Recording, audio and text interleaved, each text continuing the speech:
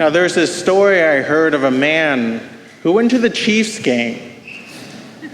And he had some pretty poor seats up in the nosebleed. So he knew that. So he brought his binoculars with him.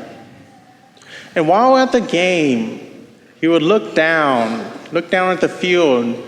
But what he'll always see is this empty seat down there next to the 50-yard line. And he kept an eye on this throughout the game. And by the halftime, he couldn't help but still see that it was still empty.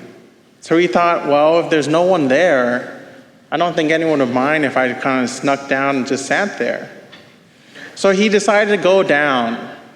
And there was a man sitting next to that seat and asked, well, I can't help but notice that this seat is empty. Is it taken or is there someone there? He said, no one's sitting there. So he decided to sit there. And the man said, well, that's my wife's seat. And he said, oh, well, where's your wife? And the man said that, well, my wife just passed away. He said, oh, I'm terribly sorry. The man there said, yeah, my wife and I have been loyal Chiefs fans for the last 30 years. We have season tickets, and we never missed a game. So this guy who sat down in the seat said, well, isn't there any friends or family members that would come with you, especially during this hard time? He said, oh, no. They're busy. They're at the funeral.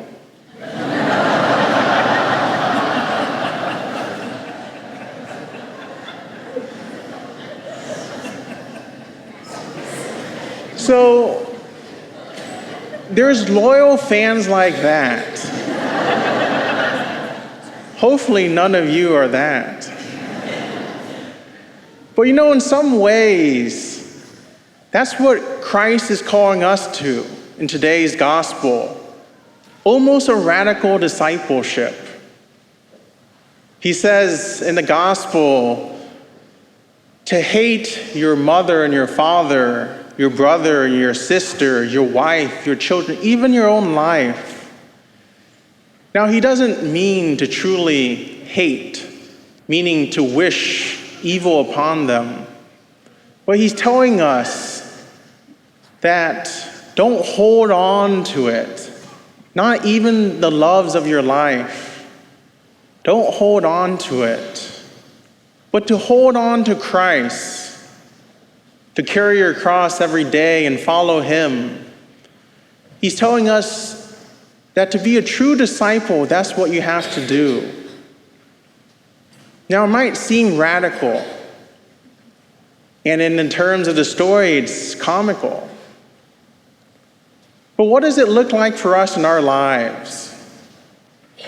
Because if I were to ask you, what is the one thing you hold on to most? The most precious thing in your life?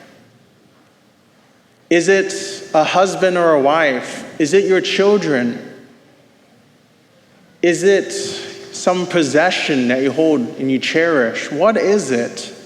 And if I were to tell you that it would be gone tomorrow, what would that do to you?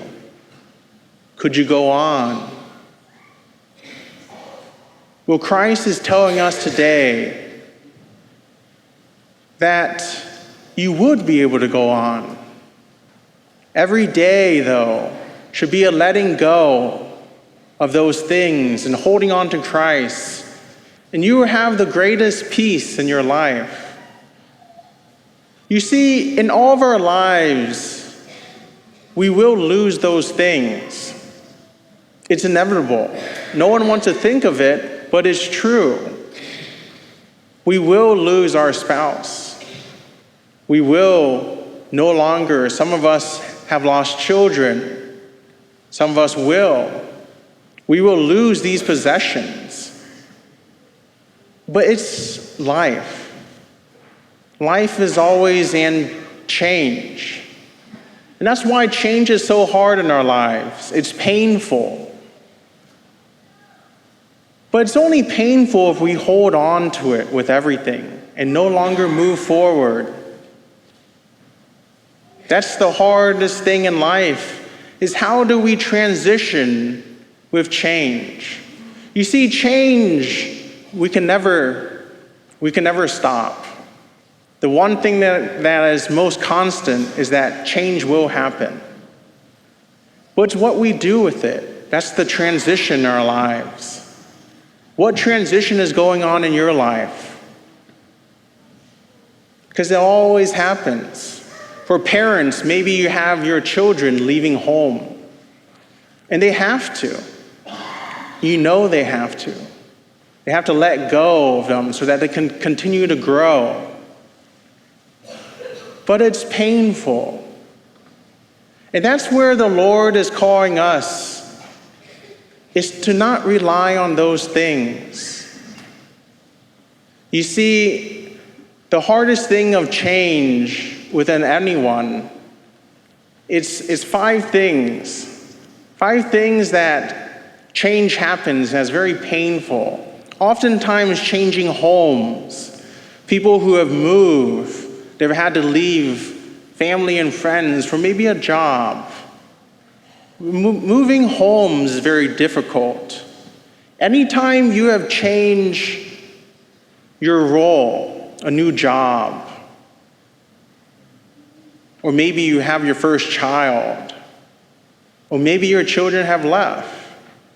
Now, what is my role? Your role changes. Your responsibilities change. That's oftentimes a hard thing. And your identity. You know, there's these that change. But we hold on to a certain person or a certain thing to feel comfortable, to feel grounded. But it will always shift. So the Lord calls us to only hold on to Him. It will be difficult, and life will be difficult. But with Him, we can do it. You know, again, He tells us to pick up our cross. And now you don't have to look for your cross.